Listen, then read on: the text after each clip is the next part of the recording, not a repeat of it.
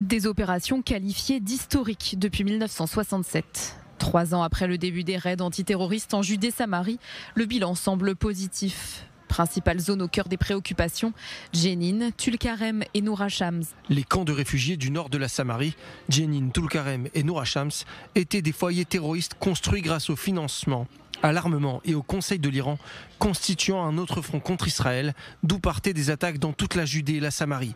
L'armée israélienne a lancé une attaque puissante contre ces camps. Les habitants ont été évacués, les terroristes éliminés, les infrastructures terroristes démantelées et détruites. Désormais, le ministre de la Défense estime qu'il n'y a plus de terrorisme dans les camps et que le nombre d'attaques en Judée-Samarie a diminué de 80%. Ces opérations ont débuté en 2022 après la vague d'attentats qui ont secoué Israël. Elles se sont encore intensifiées après le 7 octobre. Le commandant du génie du commandement central estime que le nettoyage de la zone des explosifs et des terroristes a transformé le terrain. Objectif désormais, conserver ses acquis. Dans les 3 camps, nous avons détruit 260 bâtiments et créé 11 km de routes ouvertes. Il ne s'agit pas de démolir pour démolir, mais d'une opération visant à préserver la liberté d'action. Nous avons découvert 20 laboratoires et points de rassemblement. Ces opérations se poursuivent actuellement. Au cours de la semaine dernière, les forces de Tsahal ont opéré dans plus de 50 villages à travers la Judée et la Samarie. Plus de 70 individus recherchés ont été arrêtés et une vingtaine d'armes ont été confisquées.